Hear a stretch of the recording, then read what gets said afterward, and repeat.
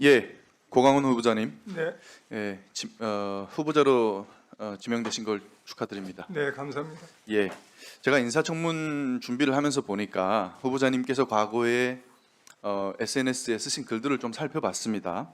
네, 보니까 이런 게 있더라고요. PPT 좀 띄워주십시오. 당시에 언론인이셨던 걸로 기억을 하는데 언론에 하는 지시, 민주당은 끽소리도 없이 룰루랄라다 이런 표현을 쓰셨는데 직접 작성하신 거죠? 그렇습니다. 예, 어떤 의미로 쓰셨습니까? 저는 저널리스트이기 때문에 민주당이든 예, 국민의 무슨 말씀이신지 알 것 같습니다. 비판합니다. 예, 그러면 최근에 이재명 대통령께서 본인 SNS를 통해서 SBS의 그것이 알고 싶다라는 프로그램에 공개적인 사과를 요청한 일이 있습니다. 네, 알고 있습니다. 예, 그것이 알고 싶다가 2018년에 당시 이재명 성남시장과 파타야 살인 사건의 배후로 지목이 되는 국제 마피아파라고 하는 성남 국제 마피아파라고 하는 조폭 조직과의 연계 의혹을 방송한 것이 이제 그걸 문제 삼은 겁니다. 후보자님은 이거 어떻게 생각하십니까? 대통령의 이런 행위 적절하다고 보십니까? 그 대통령님의 발언에 대해서 제가 왈가왈부하는 것은 실례이지만 그러나 그 통상적으로 이 말씀을 이해를 한다면은 우리 언론이 언론의 자유를 이용하여서 충분하게 보도와 기사를 쓰고 있습니다.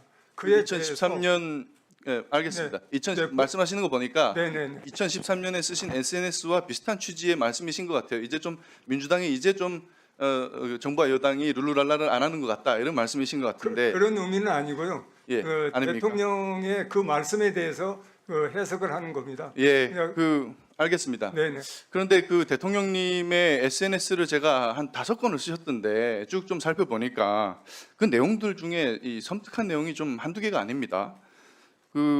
이제 무책임한 언론은 흉기보다 무섭다. 언론의 자유가 언론의 특권을 의미하는 것은 아니다. 책임 없는 자유는 타인의 자유를 침해하다가 결국 자신의 자유와 권리마저 해치게 된다.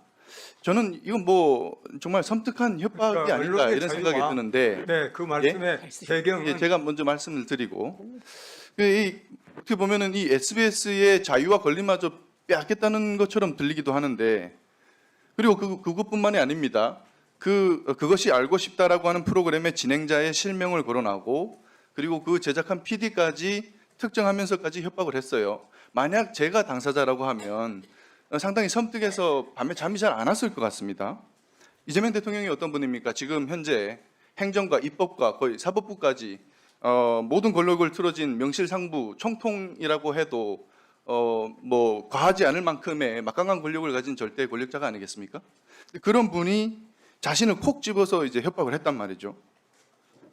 이재명 대통령이 이렇게 협박을 했는데 그렇지 않겠습니까? 반대로 생각해 이재명 바꿔놓고 생각하면 대통령께 하신 말씀은 예. 언론의 자유에 따라서 자유롭게 보도했으면 그 보도에 대해서 특히 공중파, 지상파이기 때문에 그 보도에 대해서 사회적 책임도 져야 되지 않겠냐라고 하는 저널리즘 차원의 원론적인 그런 지적이라고 생각합니다. 원론적인 내용이지만 지금의 이재명 대통령과 정부와 여당이 갖고 있는 권력과 이런 것들로 봤을 때 언론으로서는 상당한 부담이 느껴지지 않습니까? 권력의 크기와 잘잘못과 저널리즘의 가치는 분명하게 나눠서 자, 그런데 가야 된다고 생각합니다. 그런데 후보자님, SNS 노조가 SNS가 아니라 SBS 노조가 즉각 반발 성명을 냈습니다. 예. 언론 길들이기를 중단하라 이런 이런 얘기를 하셨는데 네네. 그 SBS의 반박 내용을 살펴보니까 2018년의 방송 내용은 지금 이재명 대통령의 SNS를 통한 그 SBS에 대한 그 겁박의 어떤 발단이 된 최근 그 장용화 변호사의 그 사건, 선거법 사건, 그것과 다르다고 합니다. 방송 시기도 다르고 그 장용화 변호사가 제기한 것은 조폭과 주고받은 돈다발 내용인데 이것과 내용도 무관하다고 합니다. 그런 사안이라고 하는데 그걸 가지고 이렇게 SBS가 방송한 내용을 이렇게 대한민국의 최고 권력자가 나서서 이렇게 하는 것이 맞는가? 근데 거기다가 또 지금 대한민국에서 권력 서열 1, 2위를 다투는 더불어민주당의 당대표 정청래 대표가 또 참전을 했어요. 아주 직설적인 표현들을 썼는데 SBS 당신들도 언론인가? SBS 당신들의 몰염치 그곳이 알고 싶다 생각할수록 열받는다라고 이렇게 얘기를 했습니다. 언론인 출신으로서 이런 것이 적당하다고 생각하십니까? 이 권력자들이 이렇게 직설적인 표현으로 이 협박 비슷한 걸 하는 것이. 네, 그 SBS 제작진에서는 회사에서는 그 판단이 나오자 바로 사과를 했습니다. 제가 말씀드린 겁니다. 사과를 했고. 근데 지금 제가 또 다른 거 하나 그건- 말씀드려 볼게요. 듣고 한번 얘기를 한번 해보세요. 마지막에 말씀하실 기회를 드릴게요. 형평성 문제도 있습니다. 과거에 MBC가 후쿠시마 그리고 광우병 이런 사안들에 대해서 MBC PD수첩이라든가 이런 것들을 통해 갖고 대대적으로 왜곡 보도를 했는데 그때 당시에 더불어민주당은 이걸 뭡니까? 이런 왜곡 보도를 가지고 오히려 전 국민을 상대로 공포 마케팅을 했습니다. 근데 똑같은 기준이라고 하게 되면은 MBC도 비판을 받고 곧바로 받아야 되는 거 아니냐 이런 생각이거든요. 그런데 이번에는 이재명 대통령의 SNS를 통한 이 겁박에 더불어민주당이 참전했어요, 당대표가. 그럼 이 다음 스텝은 뭐겠는가라고 생각을 해봤을 때 제가 지금까지 더불어민주당이 해온 그 어떤 과정들을 보면은 이제는 약간 방미심의 이런 걸 통해 가지고 SBS의 법적 제재를 가하려고 하거나 혹은 방송 3법 때처럼 법을 바꿔서 지배구조를 바꾸려 들려고 하지 않을까 뭐 이런 생각까지 이런 우려까지 드는데 어떻게 생각하십니까? 과거에 또 이 SBS 그것이 알고 싶다 방송 내용에 대해서 2020년에 방심위가 이걸 방송 전반에 대해서 제재를 가할 수준이 아니다. 공익적 가치가 높이 평가된다. 이렇게 얘기를 했어요. 근데 당시 그 강상현 방심위원장은 문재인 대통령이 임명한 사람입니다. 그럼 방심위가 이 사안에 대해서 사과를 해야 되는 거 아닙니까? 후보자가 임명이 되시면. 자, 바로 여기에 네, 여기에 의원님이 질문에 아주 핵심적인 우리가 귀담아 드려야 될 부분이 있습니다. 과거 방심위는 권고 결의를 했습니다.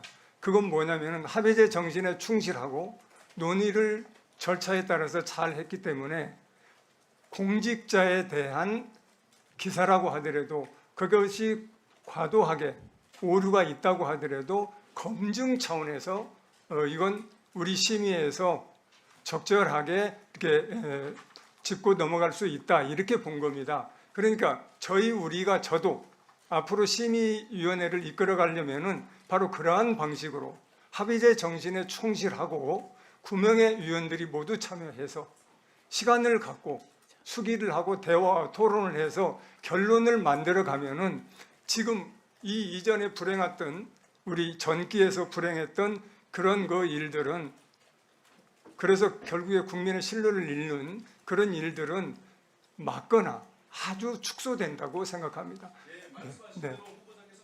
네, 그렇게 이끌어가겠습니다.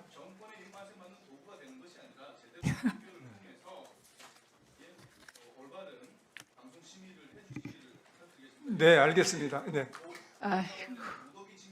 네, 의원님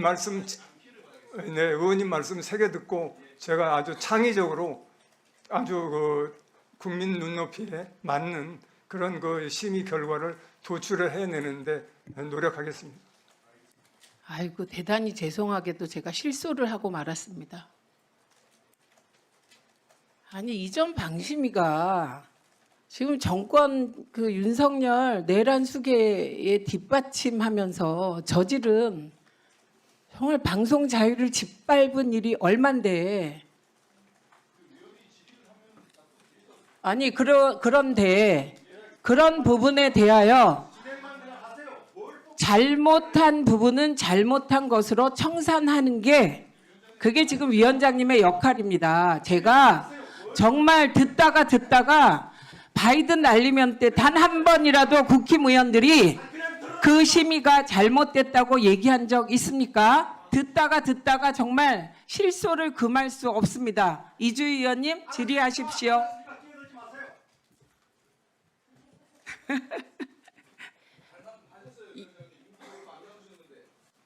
이 소리가 국민들께는 안 나간다는 게 정말 다행입니다.